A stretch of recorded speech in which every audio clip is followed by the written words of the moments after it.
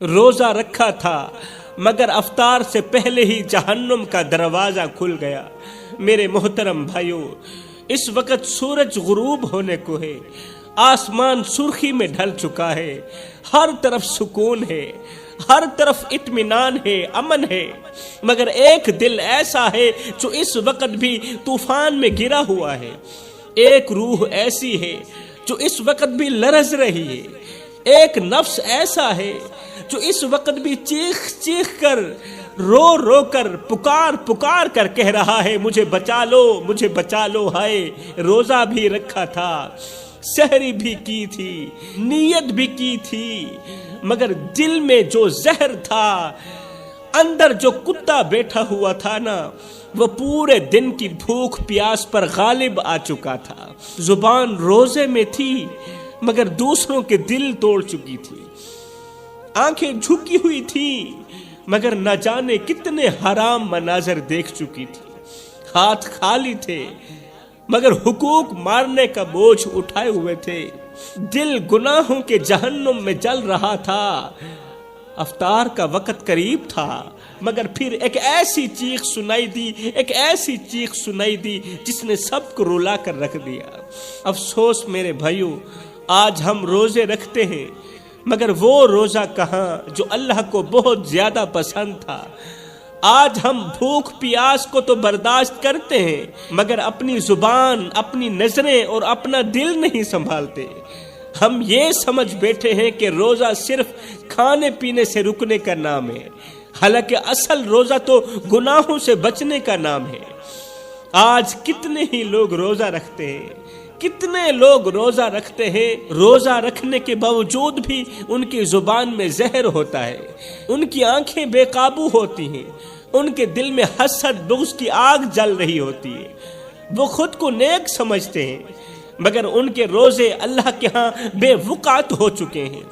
کتنے ہی لوگ دن بھر روزے میں ہوتے ہیں، بھوک میں ہوتے ہیں، پیاس میں ہوتے ہیں، مگر دن کا زیادہ وقت موبائل سکرین پر ضائع کر دیتے ہیں، فضول ویڈیوز دیکھتے ہیں، وقت ضائع کر دیتے ہیں، گانے سنتے ہیں، روزہ رکھنے کے باوجود بھی گانے سنتے ہیں، دوسروں کی برائیاں کرتے ہیں، بے مقصد باتوں میں اپنا وقت برباد کرتے ہیں، غیبت کرتے ہیں، چغلی کرتے ہیں، جھوٹ بولتے ہیں اور ساتھ میں یہ بھی کہتے ہیں کہ ہم روزے سے ہیں، مگر حقیقت میں وہ صرف بھوکے اور پیاسے ہوتے ہیں، حقیقت میں وہ روزے دار نہیں ہوتے۔ لوگ مسجدوں میں کم اور بازاروں میں زیادہ ہوتے ہیں، عبادت میں کم اور غیبت میں زیادہ لگے ہوئے ہوتے ہیں، ذکر میں کم اور سوشل میڈیا کے فضول مشاغل میں زیادہ مگن ہوتے ہیں۔ کتنے ہی لوگ سحری کرتے ہیں، کتنے ہی لوگ افطاری کرتے ہیں مگر فجر کی نماز نہیں پڑھتے، عشاء کی نماز نہیں پڑھتے۔ کتنے ہی لوگ دن بھر عبادت کا دکھاوا کرتے ہیں مگر تراویح کے وقت بازار میں گھوم پھر رہے ہوتے ہیں۔ کیا یہ وہی روزہ ہے جو اللہ چاہتا ہے؟ کیا یہ وہی عبادت ہے جو ہمیں جنت کی طرف لے جانے والی تھی؟ نہیں میرے بھائیوں، یہ وہ روزہ نہیں ہے، یہ وہ عبادت نہیں ہے، یہ صرف ایک رسم ہے جسے ہم نے دین سمجھ رکھا ہے۔ آج ہم روزہ رکھتے ہیں مگر اس کی برکت کو خود اپنے ہاتھوں سے ضائع کر دیتے ہیں۔ ہم نے روزے کو صرف ایک عادت بنا لیا، ایک روٹین بنا لی جس میں تقوی نہیں، جس میں اخلاص نہیں، جس میں خوف خدا نہیں۔ وہ روزہ کیسا ہے؟ وہ روزہ نہیں۔ وہ بھوک تو ہو سکتی ہے، وہ پیاس ہو سکتی ہے، وہ دکھلاوا ہو سکتا ہے، وہ رسم ہو سکتی ہے، مگر وہ روزہ نہیں ہو سکتا جس میں نہ تقوی ہے، نہ اخلاص ہے، نہ پیار ہے، نہ محبت ہے اور نہ ہی خوف خدا ہے۔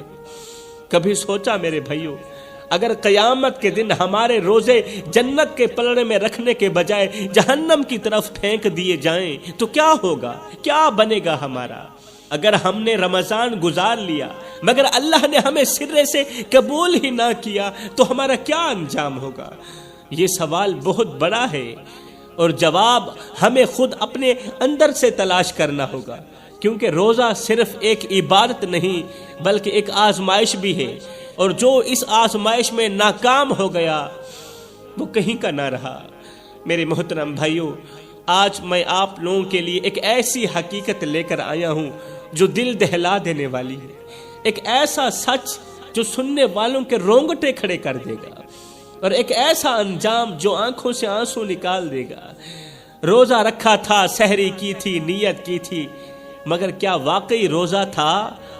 حقیقت میں وہ روزہ تھا؟ کیا واقعی نفس قید میں تھا، یا بس بھوک پیاس کا امتحان دے رہے تھے؟ سورج ڈھلنے کو تھا، اذان کی آواز آنے والی تھی، افطار کے لوازمات تیار تھے، مگر اچانک ایک ایسی چیخ بلند ہوئی جس نے پورے مجمع کو ہلا کر رکھ دیا۔ میرے محترم بھائیوں، اللہ تعالیٰ نے رمضان کو صرف بھوک اور پیاس کا مہینہ نہیں بنایا، بلکہ یہ دلوں کی پاکیزگی، نفس کی آزمائش اور گناہوں کی معافی کا مہینہ ہے۔ دلوں کی پاکیزگی، نفس کی آزمائش اور گناہوں کی معافی کا مہینہ ہے۔ یہ وہ وقت ہے جب رحمت کے دروازے کھل جاتے ہیں، جہنم کے دروازے بند کر دیے جاتے ہیں، اور شیطان قید کر دیا جاتا ہے۔ مگر سوال یہ ہے کہ جب شیطان قید ہے تو پھر بھی ہمارے اندر گناہوں کا جذبہ کیوں رہتا ہے؟ ہم جھوٹ کیوں بولتے ہیں جبکہ شیطان تو قید میں ہے؟ ہم گناہ کیوں کرتے ہیں؟ شیطان تو قید میں ہے۔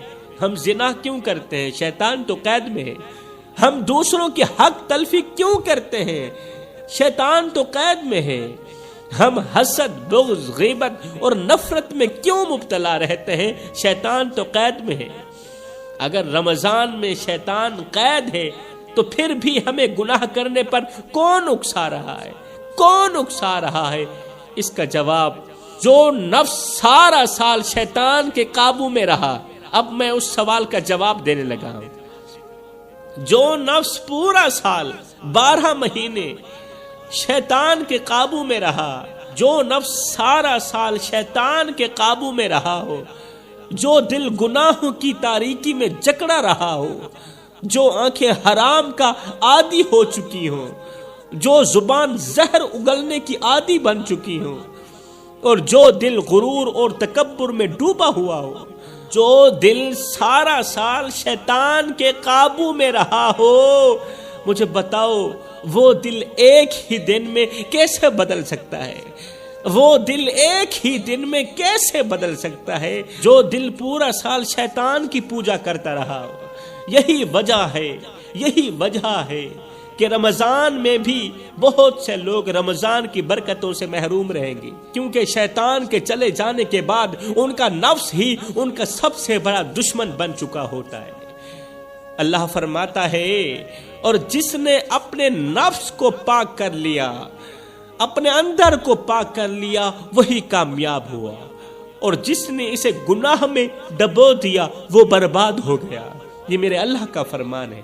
جیسے ایک کسان زمین میں بہترین بیج بوتا ہے، ایک کسان ہے زمین میں بہترین عمدہ بیج بوتا ہے، پانی دیتا ہے، دھوپ اور ہوا کا خیال رکھتا ہے تاکہ ایک شاندار فصل تیار ہو، مگر اگر وہ زمین کو جڑی بوٹیوں، کیچڑ اور زہریلے کیڑوں سے پاک نہ کرے، اگر کسان زمین کی دیکھ بھال نہ کرے، کیچڑ سے پاک نہ کرے، زہریلے کیڑوں سے پاک نہ کرے، تو وہی زمین جو اناج اگا سکتی تھی ویران ہو جاتی ہے، کیونکہ اس کی اچھی طرح دیکھ بھال نہیں کی گئی۔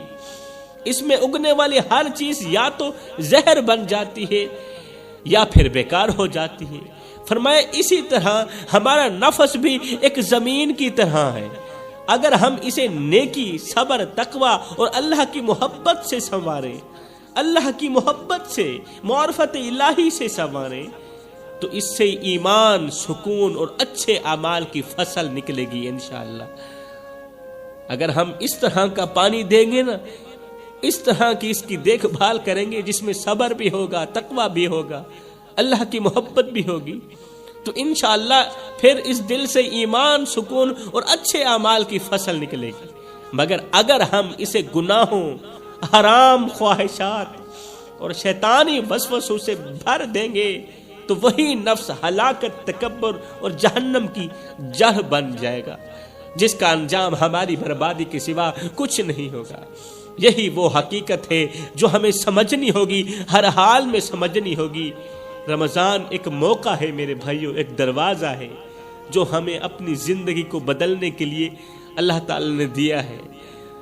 اللہ تعالیٰ نے ہمیں اپنی زندگی بدلنے کے لیے یہ دروازہ کھولا ہے، مگر افسوس کتنے ہی لوگ روزہ رکھتے ہیں مگر روزے کا مقصد نہیں سمجھتے۔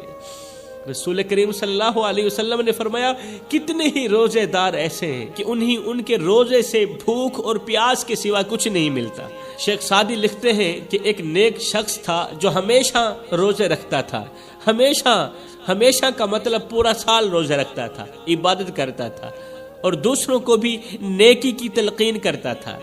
لوگ اس کی تعریفیں کرتے، اسے پارسا اور اللہ کا خاص بندہ سمجھتے۔ وہ دن بھر روزہ رکھتا، افطار کے وقت اپنے مہمانوں کے ساتھ کھجور اور پانی سے روزہ افطار کرتا تھا۔ افطار کرنے کے بعد پھر وہ سجدوں میں لگ جاتا تھا، پھر وہ عبادت میں لگ جاتا تھا۔ ایک دن ایک غریب شخص اس نیک شخص کے دروازے پر آیا۔ اس کے کپڑے پھٹے ہوئے تھے، چہرہ زرد تھا، آنکھوں میں بھوک کی شدت نمایاں تھی۔ اس نے کانپتی آواز میں کہا اے اللہ کے نیک بندے، میں نے بھی آج روزہ رکھا ہوا ہے، میں نے روزہ رکھا ہے مگر میرے پاس افطار کے لیے کچھ نہیں، کیا تم مجھے ایک کھجور دے سکتے ہو جس سے میں اپنا روزہ افطار کر سکوں؟ کیا تم مجھے ایک کھجور دے سکتے ہو میں اپنا روزہ افطار کر سکوں؟ یہ سن کر وہ نیک شخص غصے میں لال پیلا ہو گیا، بولا کہ تم سارا دن سو کر گزار دیتے ہو، روزہ رکھنے کے بعد تم سارا دن سو کر گزار دیتے ہو اور شام کو مانگنے کے لیے نکل جاتے ہو۔ یہ میری کمائی ہے، میں نے اپنے ہاتھوں سے کی ہے، یہ ایسے نہیں بانٹ سکتا۔ اگر تیرے جیسوں کو میں نے اپنی کمائی بانٹنا شروع کر دی پھر تو میں جلد غریب ہو جاؤں گا، پھر میں بھی تیری طرح مانگنے کے لیے نکل جاؤں گا، پھر اللہ تعالیٰ کی عبادت تو نہیں کر سکوں گا نا۔ یہ کہہ کر اس نیک شخص نے اپنا دروازہ بند کر دیا اور مانگنے والے کو کچھ بھی نہ دیا۔ حالانکہ مانگنے والا غریب تھا، وہ صبح کو کھاتا تھا، شام کے لیے نہیں ہوتی تھی، شام کو کھاتا تھا، صبح کے لیے نہیں ہوتی تھی، کچھ نہ دیا۔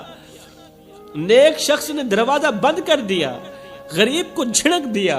غریب شخص نے حسرت بھری نظر سے ایک بار دروازے کو دیکھا اور پھر آسمان کو دیکھا۔ آسمان کو دیکھ کر بس اتنا کہا، یا اللہ، میں نے تیرے لیے روزہ رکھا اور اب افطار بھی تیرے ہی حوالے کرتا ہوں، روزہ بھی تیرے حوالے کرتا ہوں، میرے پاس افطار کرنے کو کچھ نہیں، افطار بھی تیرے حوالے کرتا ہوں۔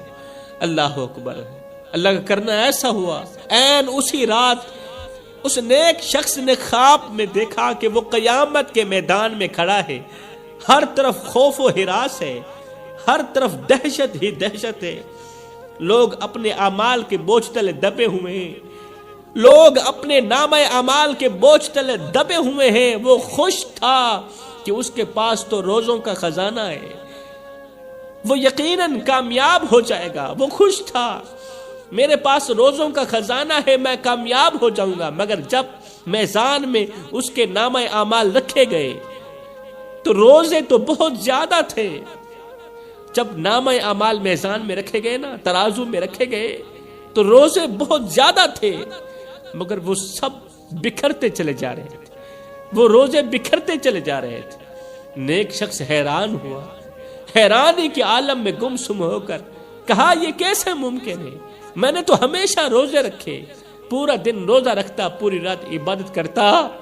اتنے میں ایک فرشتے نے کہا، ہاں تم نے روزے رکھے، تم نے روزے تو رکھے، مگر روزوں کا نور اس دن بجھ گیا تھا جب تم نے ایک بھوکے روزہ دار کو دھتکار دیا تھا۔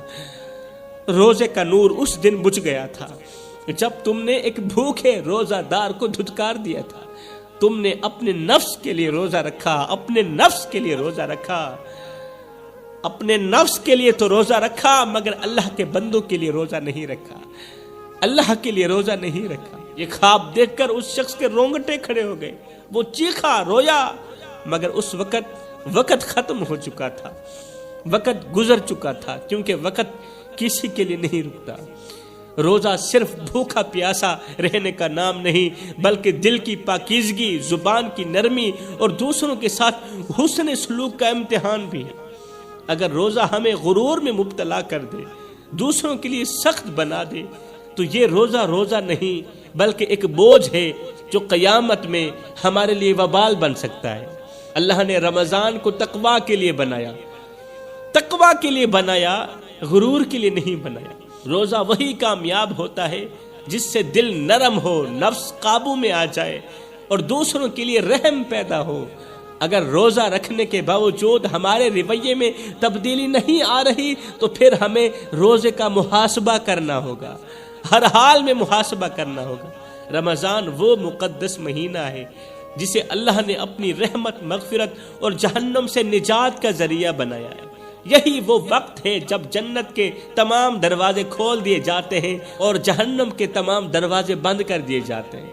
جیسا کہ رسول کریم صلی اللہ علیہ وسلم نے فرمایا، جب رمضان آتا ہے تو رحمت کے دروازے کھل جاتے ہیں اور شیاطین قید کر دیے جاتے ہیں۔ مگر سوال یہ ہے کہ اگر شیطان قید ہے تو پھر بھی انسان گناہوں میں کیوں پڑ رہا ہے؟ اس کا جواب ہمارے نفس میں ہے، اس کا جواب ہمارے نفس میں ہے جو اس وقت خواہشات کے بوجھ تلے دب چکا ہے۔ اگر دل سے گناہوں کی آلودگی نہ ہٹے تو نفس ہی شیطان کا کھیل بن جاتا ہے۔